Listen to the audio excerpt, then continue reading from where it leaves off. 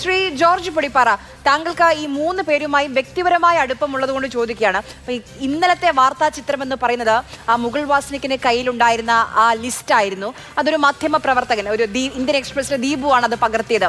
അതുപോലെ ഇന്ന് മൂന്ന് പേരെയും സംയുക്ത വാർത്താ സമ്മേളനമായിരുന്നു. അത് കണ്ടപ്പോൾ താങ്കൾക്ക് എന്ത് തോന്നി? ആർക്കാണ് ആത്മവിശ്വാസം കൂടുതൽ? തീർച്ചയായിട്ടും എനിക്ക് തോന്നിയത് വി.ഡി. സതീശന് കുറച്ചുകൂടി ആത്മവിശ്വാസം വർദ്ധിച്ചിട്ടുണ്ട് എന്നൊരു തോന്നലാണ് എനിക്കുണ്ടായത്. ശ്രീ കെ.സി. വേണുഗോപാലിന്റെ മുഖം പൊതുവിൽ മ്ലാനമായിരുന്നു. അതുപോലെ തന്നെ രമേശ് ചെന്നിത്തലയുടെ മുഖത്തും ആ ഒരു വലിയ ആത്മവിശ്വാസം തോന്നിയില്ല. വി.ഡി. സതീശൻ ഒരു വല്ലാത്തൊരു ആത്മവിശ്വാസവും വല്ലാത്ത ഒരു സന്തോഷവും ഒന്നും കാണുന്നില്ലായിരുന്നെങ്കിലും ഈ ചർച്ച തുടങ്ങുന്നതിന് മുമ്പ് മാധ്യമങ്ങളിലൂടെ വന്ന വാർത്തകൾ വെച്ച് നോക്കുമ്പോൾ സ്വാഭാവികമായിട്ടും ഈ യോഗത്തിൽ ഒരു തീരുമാനം കെ.സി. വേണുഗോപാലിന് അനുകൂലമായിട്ട് ഉണ്ടാകും എന്നൊരു പ്രതീതിയാണ് ഉണ്ടായത്.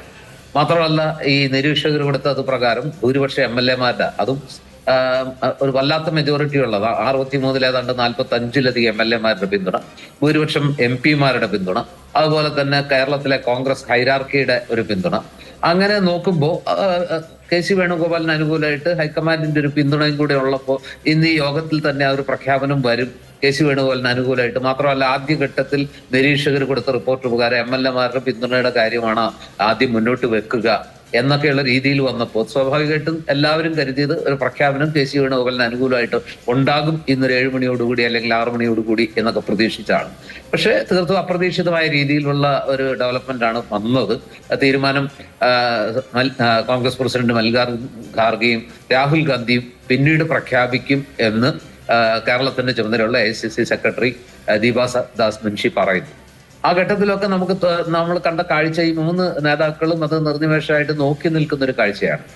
ആ സമയത്ത് പിന്നീട് ആദ്യം മുന്നോട്ട് വന്ന് പറയുന്നത്, അതായത് കേരളത്തിൽ എന്തിന്റെ പേരിലായാലും ശരി പ്ലാക്കാർഡുകളും അതുപോലെ തന്നെ പ്രതിഷേധ പ്രകടനങ്ങളും അതുപോലെ പോസ്റ്ററുകൾ സ്ഥാപിക്കലും കീറലും പാടില്ല, ഒരു കാരണവശാലും ഈ വലിയ വിജയത്തിന്റെ തിളക്കം നഷ്ടപ്പെടുത്തരുത് എന്ന രീതിയിൽ ആദ്യം സംസാരിക്കുന്നത് വി.ഡി. സതീശനാണ്. അതിൽ നിന്ന് തന്നെ നമുക്ക് മനസ്സിലാക്കാവുന്നത് വി.ഡി. സതീശൻ അണികൾക്ക് ഒരു നിശബ്ദ സന്ദേശം നൽകുകയാണ്. നിങ്ങൾ അമിതാവേശം കാണിക്കരുത്, ഇനി അത് കാണിക്കുന്നത് കൊണ്ട് ഗുണമല്ല, ദോഷമേ ഉണ്ടാവൂ. ഇപ്പൊ തന്നെ ഹൈക്കമാൻഡ് ആ കാര്യത്തിൽ അത്ര തൃപ്തരല്ല.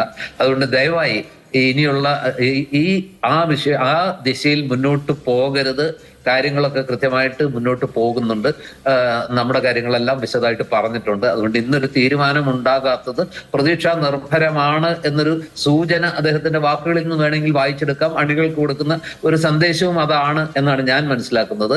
അല്ലെങ്കിൽ ഇന്ന് തന്നെ ഒരു തീരുമാനം ഉണ്ടായേനെ. കെ.സി. വേണുഗോപാലിന് മാത്രമാണ്, അല്ലെങ്കിൽ അദ്ദേഹത്തിന്റെ MLA-മാരുടെ തലയെണ്ണിയ ആ കണക്ക് മാത്രമാണ്, അതല്ലെങ്കിൽ KPCC പ്രസിഡന്റ് അടക്കമുള്ള പാർട്ടിയുടെ ആ ഒരു ചട്ടക്കൂടിൽ അകപ്പെട്ട ആ ഒരു ഇതാണ് ഇന്ന് ഹൈക്കമാൻഡ് പരിഗണിച്ചതെങ്കിൽ തീർച്ചയായിട്ടും ഇന്ന് തന്നെ ഒരു തീരുമാനം കെ.സി. വേണുഗോപാലിന് അനുകൂലമായിട്ട് ഉണ്ടാവേണ്ടതായിരുന്നു. അത് ഉണ്ടാകാതിരുന്നത് തീർച്ചയായിട്ടും വി.ഡി. സതീശന് പ്രതീക്ഷ പകരുന്നതാണ്. ഒരുപക്ഷെ രമേശ് ചെന്നിത്തലയ്ക്കും അതിനകത്ത് ഒരല്പം ആശ്വാസത്തിന് വകയുണ്ട് എന്നാണ് എനിക്ക് തോന്നുന്നത്. മാത്രമല്ല, 1-2 കാര്യങ്ങൾ ഇപ്പോ ഈ പറഞ്ഞ രണ്ടുപേരും ശ്രീ ചേക്കുട്ടിയും അതുപോലെ തന്നെ കാരശ്ശേരി സാറും പറഞ്ഞ കാര്യങ്ങളോട് ഞാൻ പൂർണ്ണമായിട്ട് യോജിക്കുകയാണ്. യഥാർത്ഥത്തിൽ ജനവിധി ആർക്കനുകൂലമാണ് എന്നുള്ളത് ഹൈക്കമാൻഡിന് മനസ്സിലായിട്ടുണ്ടാകാം. മാത്രമല്ല, ഞാൻ വിചാരിക്കുന്നത് എന്താണ് ഈ തെരഞ്ഞെടുപ്പിൽ തന്റെ സംഭാവനയെന്ന് 3 പേരും വിശദീകരിച്ചു.